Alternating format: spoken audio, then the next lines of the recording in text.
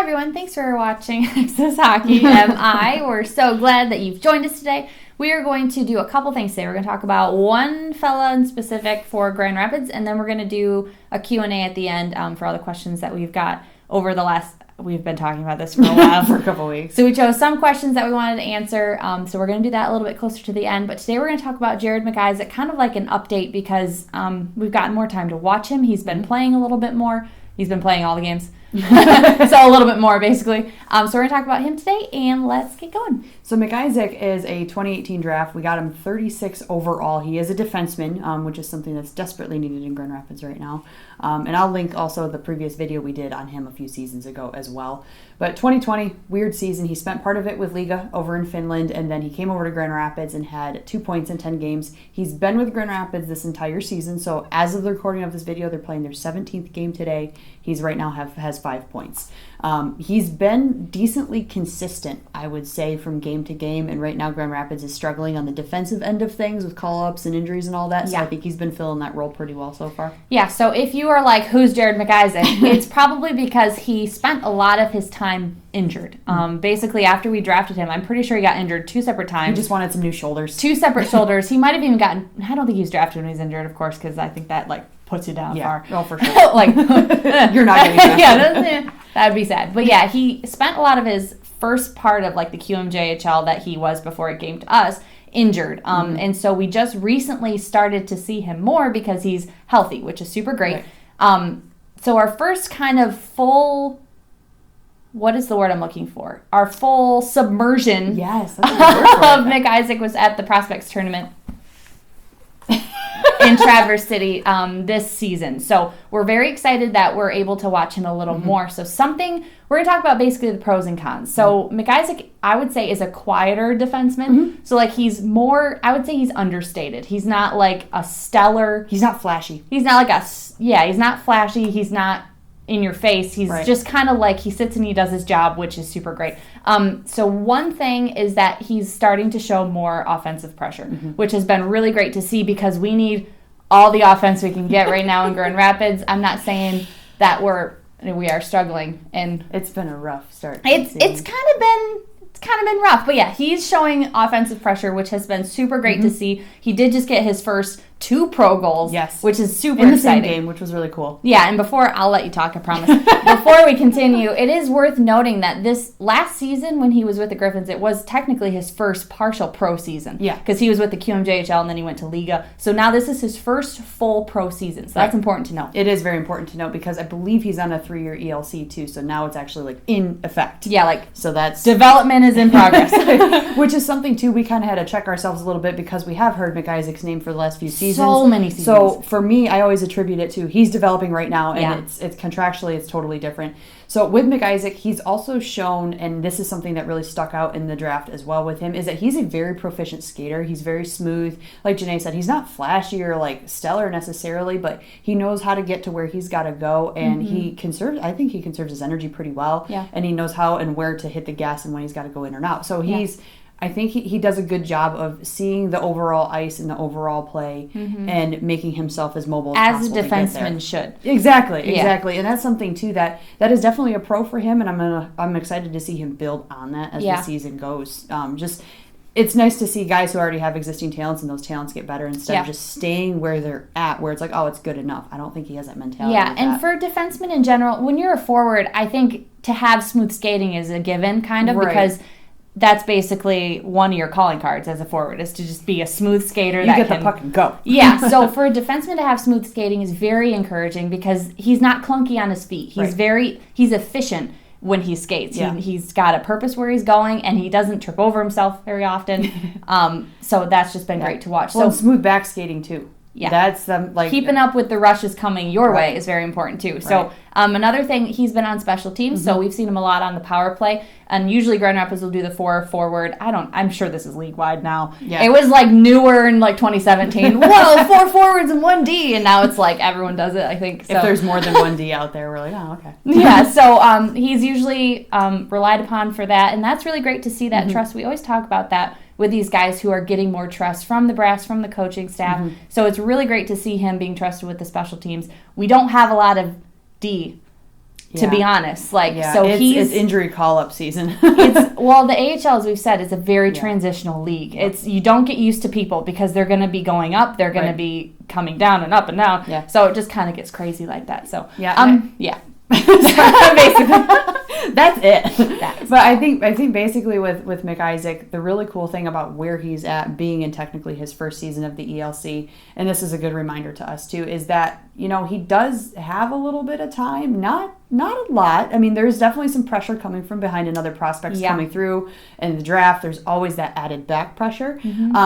But it's really nice to know that he does have a little bit more time than perhaps we're mentally giving him, and considering that he is now healthy, that's a feather in his cap. Huge. That he can actually now really put his nose down and get the work done because he doesn't have those reservations. And I know at the beginning of the season, a lot of people were doubting whether or not mentally he'd be able to, think past his injuries. Considering when we were at the prospects tournament, he was nailed into the boards and actually was unconscious on the ice. Called off on us. It was amazing to see him start with us. I was surprised. I think he's got tenacity. He does. Personally, like if you go through two shoulder surgeries, he's got like different shoulders basically.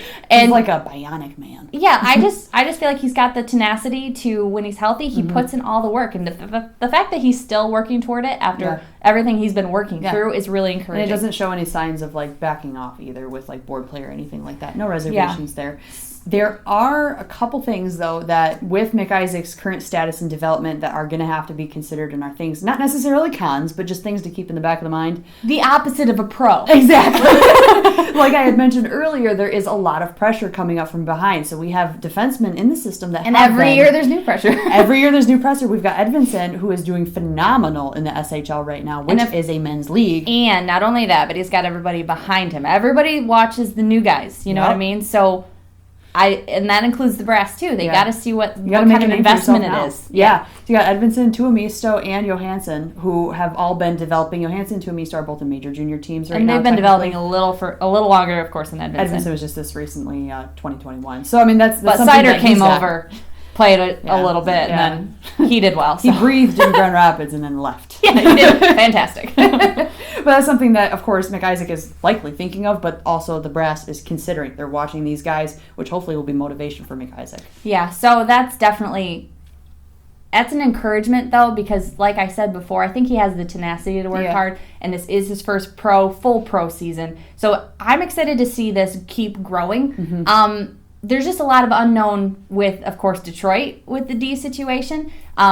Nick Leddy, I mean, I think he'll be there for a little while yet, but I think he's kind of there in the meantime. Yeah, kind of a developer. Yeah, so you've got Sider, you've got Lindstrom. They're probably the most notable from that have like played with Grand Rapids. Right. That he is. Or Roenick too. Yeah, and Roenick's been up there for. He was again one of those breeds. One season and then gone. Yeah, that was a great Calder Cup. That was when he was there. Calder Cup.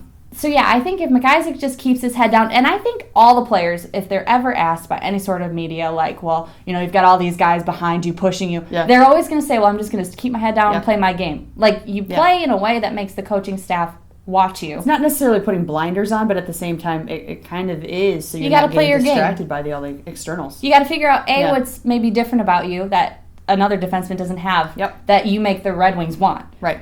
So it's just kind of play like you don't belong. What does a defenseman have that you want to get to? Right, and he's working along some good vet Ds with Lashoff, who is actually on injury reserve. Not injury reserve, but he's injured right now. Super weird, because he's not. We're just weirded out by that. But yeah, it does seem like right now the movement of D in Grand Rapids has been just hard to keep up with. So right now, I would say McIsaac is one of those consistencies. With Sabrango also. He's also been pretty consistent. A little bit of healthy competition there. Yeah. So that's basically our 411 on McIsaac. Let us know if I know we have questions. Don't worry. Yeah. No, you're good. Let us know in the comments at this point. If you have any questions about McIsaac, if you've seen him play yet, what you kind of think of him going forward. But now we're going to start our Q&A. Yes. Let's go. Rachel's going to read from a notebook. So when she looks down, that's what she's doing. Yeah, I'm not trying to ignore you guys. Hit me with it. So I did kind of lump a few questions in. Some questions were pretty similar. So I did lump them together. The first one. Are you following? Why have you not subscribed yet? This one is actually pretty easy. Do we play? No. No, we don't. We wish. We try. We dream. Literally in our dreams. I play really well in my dreams. Rachel would probably be an enforcer. Yeah. We both emotionally couldn't handle playing hockey. Like, I don't know how they get over things so quickly. Oh, like, my goodness. I would be a raging volcano all the time. Like, someone hits me wrong, and I'm not going to get up and go play the puck. I wouldn't play. I would be in the box the whole time. We wouldn't be good. We would not make it further than we do midgets. Skate. We skate, but we do not play. And not well, either. So. Well, you don't have to tell them that. We don't skate well. We try. Yeah, we do. Lots of ice We here. even have hockey skates, but, you know, you got to look the part. It's like golf. You look the part, and it's confident. Stand there on the ice, as long as your skates look good. Just wear stripes. They just and then don't wear stripes. Just kidding. I was kidding. Don't wear stripes. No stripes. All right. Jonathan Berggren, we had a question about his injury history and if that is an area of concern. I would not say it's an area of concern right now. I have not seen any sort of injury, like nagging injury. No. He's not missed a game for injury or even for maintenance is sometimes what they label it.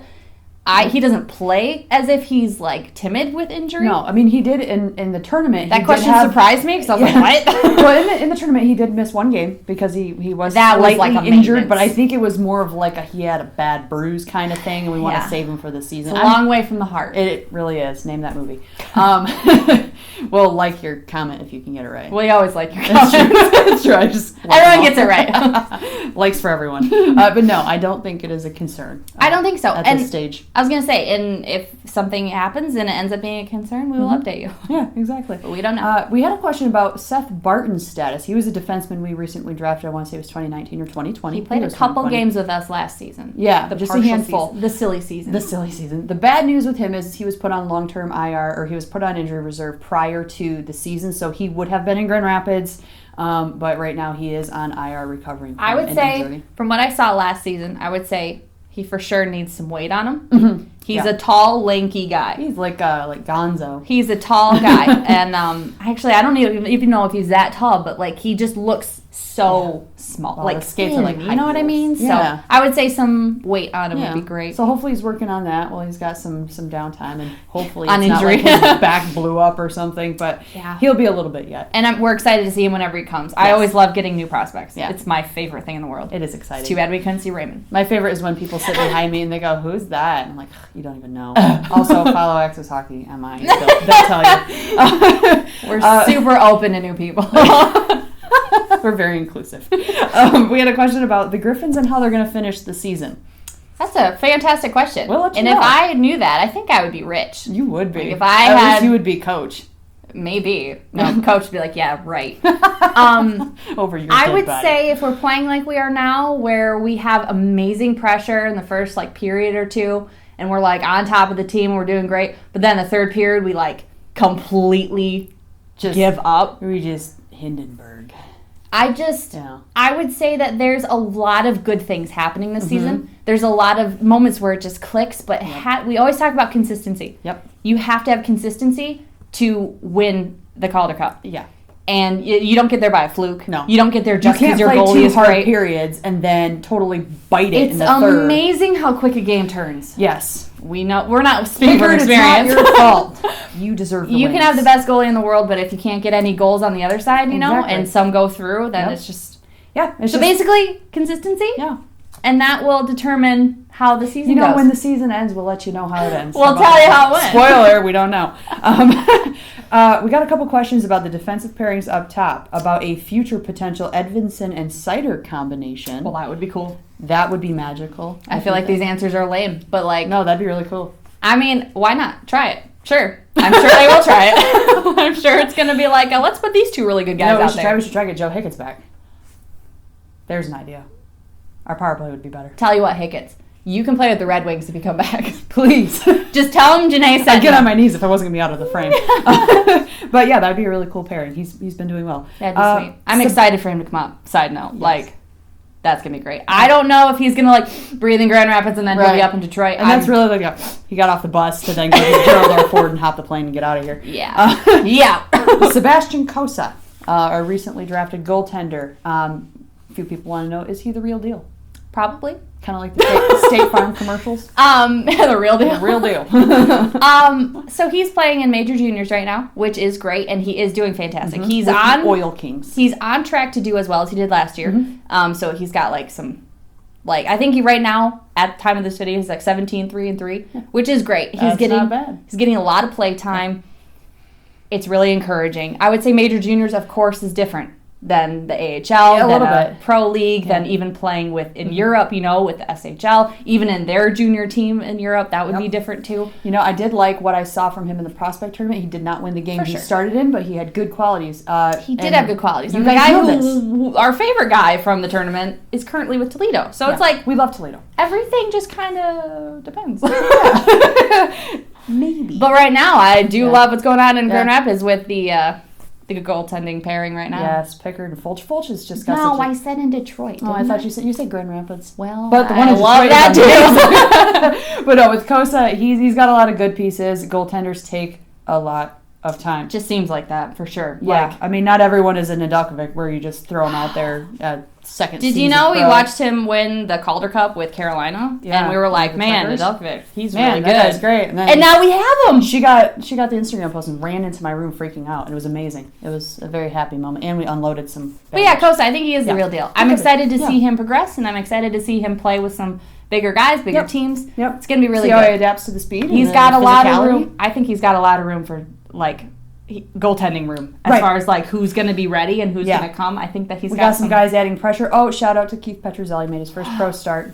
Still wish he didn't go anywhere. Yeah, I know. Okay, how good can Sider and Raymond be this season? That answered itself. I'd say pretty not bad. Yeah. They're doing really well, guys. Yeah. See how long we've been doing this Q&A tease? Sorry. Long enough for them to get 20 and 19 points. I don't know if we said it, but we have jobs too. So little things. Yeah, bills and stuff. But yeah, so that was just kind of a wrap. If you guys have any more questions, those are actually kind of fun. So if you have any other ones, throw them on there because those are... And if you hated that, let us know. But you have to tell us why. Yeah. Remember the rules. You can't dislike unless you tell us why. I want a 3-point essay as to why. Must be grammatically correct. And then she's going to edit it, send it back to you for revisions, and then, it'll be good. Yeah. But yeah, so let us know what you think about McIsaac. If you've been watching the Griffins, what you kind of think of their season right now would be awesome. Mm-hmm. There's a lot of really good teams in the AHL. There's a lot of teams that a lot of unexpected ones are really killing it. I was going to say, a lot of teams that have maybe 1 or 2 losses. Yeah. It's a tight league. It is. So we definitely need to get consistent. Having good defense is going to help that. So we're really hoping that McIsaac can, keep up his development, and hopefully we can see him with the Red Wings one day, as that is usually the goal when you draft someone. So, let us know in the comments if you have anything else to say. Happy late Thanksgiving for all you Americans out there, and looking forward to the holiday Christmas season. Yes. And we will see you guys next time.